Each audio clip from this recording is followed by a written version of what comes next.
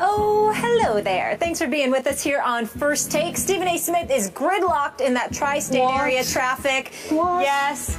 I'll be here shortly. I heard the Pope's in town. Yes. Listen, meanwhile, we're in good hands, though, because Skip Bayless is here and Super Bowl champ Darren Woodson. So it's all good, right? I'm Molly Karam. Get your butt in here, Stephen A. Smith.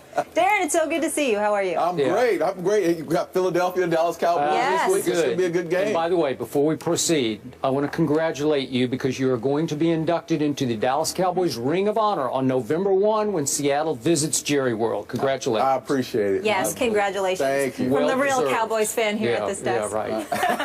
Coming up, find out how Rex Ryan plans to stop Rob Gronkowski. It's a tall task. We'll tell you what Rex said about Gronk later on. And speaking of the game you just mentioned, we have more coaches talking about opposing players they're facing this week. Chip Kelly gives his thoughts on division rival Tony Romo. We'll discuss that in just a bit. But first, we kick things off with tonight's AFC West clash. Broncos Chiefs, both are 1-0, facing off in the hostile Arrowhead Stadium. Peyton usually shows out on Thursday Night Football and normally has the Chiefs number, winning the last 8 straight against KC.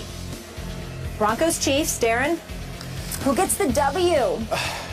I like what I saw with Kansas City and Alex Smith last week. I honestly think at home at Arrowhead Stadium, coming off what they did and the confidence they had coming out of Houston, and watching that entire offense get going. When you look at, Jeremy Maclin, Travis Kelce was unstoppable against Houston last week, and they're trying to find ways to get him the ball and match up against smaller corners. And then, of course, Jamal Charles in that running game. And anyway, when you look at this game and this matchup, the Broncos are still trying to find their way in that offense. Peyton Manning is not comfortable within that offense right now, and the running game hasn't gotten started. Taking that offense, which has struggled last week, into Arrowhead Stadium, I'm going with the Kansas City Chiefs. I think the Kansas City Chiefs are going to be on a high. Defensively, they're going to come into play, and offensively, they have some weapons. I'm still calling that an upset. I'm not calling it an upset. I am. Okay. I'm still calling it an upset. Well, I mean, Kansas City's favored at home by 3, so... In my mind, just because of history. All right, that's fine. Throw a score out there so we get your level of conviction here. I'm going to say it's going to be 27-17. Okay, a 10-point. That's fairly convincing. And obviously, we all well remember what happened to the New England Patriots when they visited Arrowhead on a Monday night, which was the 4th game of last season, and it was 41-14. Gut feeling, I believe Peyton Manning will win again at Arrowhead. And he's won at Arrowhead all 3 of his Denver Bronco years. And he's won fairly handily at Arrowhead all 3 times. In his career, he's 6-1 at Arrowhead, with 20 touchdown passes to only 5 interceptions. So clearly, the stadium fits his eyes, so to speak, where he's very comfortable throwing the football in that environment, as noisy as it might get, and it obviously rivals Seattle for the noisiest outdoor stadium in the league. But I still believe in Peyton as a top-flight quarterback, and I get what you're saying about clashing with Kubiak and the new offense, and he didn't look completely comfortable, although it was ironic to me that they did throw it 40 times and they ran it only 25 times against a Baltimore team that a lot of people think is a Super Bowl caliber team with or without Terrell Suggs. Like, it's a very good football team. It's a very physical football team, and as Peyton had to remind the media, hey, we actually won that game last Sunday, and they did. 19-13. They won. Even though Flacco threw a heck of a pass at the end of the game that could have won it. But still, I think Denver's defense is still a little bit better than Kansas City's defense. Just a little bit. And look, I get what you say. Travis Kelce was a fantasy phenom last week, and I'm sure people are going to jump all over him this time around. That game was 27-6 at Houston, and it wound up 27-20 when Ryan Mallett was inserted into the lineup and gave him a little spark and pop, and he's obviously going to start again for the Texans.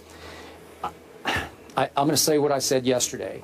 Kansas City is in Missouri, which is called the Show Me State, and I need to be shown a little bit more by this team because year after year we get on this bandwagon and then we all fall off the bandwagon. And last year, as I pointed out yesterday, they had a 5-game winning streak, and that was after the New England game.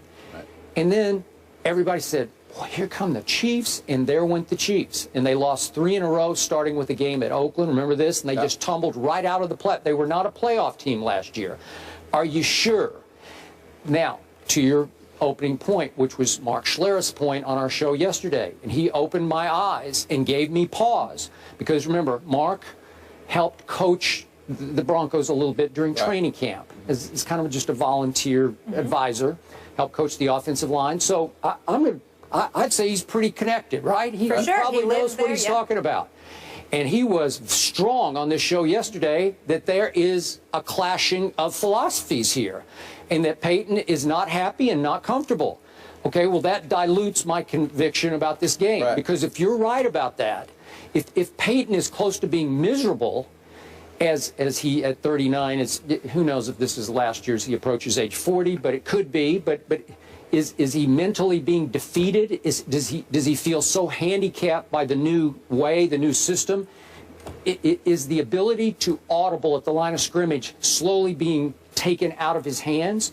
Run the play as called. If we call a running play, don't check out of it. Is that what's going on here? You know, and that's the way I looked at it that game last week against the Ravens. It felt like he was handicapped, like he wasn't the old Peyton that we've seen in the past, making the checks at the line of scrimmage. Everything seemed to flow as far as, you know, they got in and out of plays differently than they have in the past. And Peyton is a guy who you always see him throughout the years. He controls the offense. Everything flows through Peyton Manning. Now it doesn't seem like it feels like it's a Gary Kubiak feel. Even on the first play of the game, they run the football.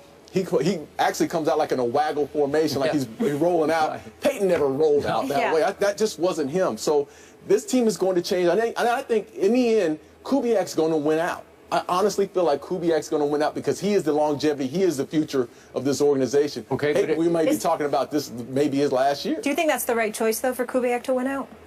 I just think that when you look at the years that are possible, Peyton's probably going to play this year, maybe next year, at best. I think Kubiak's a guy who's probably going to be there in the end. And Kubiak's been extremely successful offensively through his tenure as a head coach. He will run the ball. They will at some point start running the ball successfully. I just don't think Peyton's bought into that just yet. Okay, but just me, from a distance, I'm not plugged into that situation. I'm going to bet on Peyton Manning's resume before I'm going to bet on Gary Kubiak's resume, even as a head coach / coordinator. I'll take Peyton as my coordinator over Gary Kubiak, even at age 39. And I get it, and I hear all this arm strength. He's lost. He never had much arm strength. But you know, because you played against him, he can still pick you to pieces because he's going to cut loose with the football before you can cut loose mentally with where it's going, right? I mean, he's just going to outthink you and outquick you with his mind. So the arm strength, even though it has handicapped him occasionally, I still don't think it's a huge issue with him right now. I think it's going to be an issue. You do? I really do. I think this is going to be early on in the season, for this team to be successful, defensively, they're going to have to travel well, and they're going to have to win football games for this offense until this offense finds a way to gel, until Kubiak and Peyton Manning can get on the same page. This is not going to be your same Peyton Manning offense. They're going to run the ball this year. And I knew they threw the ball a lot last week. They're going to try to run the ball, control the line of scrimmage. It's just the way, it's Kubiak's philosophy, and that's just the way it's going to be. And I just think in time, this team will get better as the season progresses. But right now, this team is going to be a defensive football team, which is totally different than what we've ever seen with a Peyton Manning football team. Bottom line to this, I liked what I heard from Peyton because I heard ticked off this week. I heard chip on shoulder. Yeah. I heard testy. And again, maybe that's being aimed at his coach. Maybe it's just raw pride.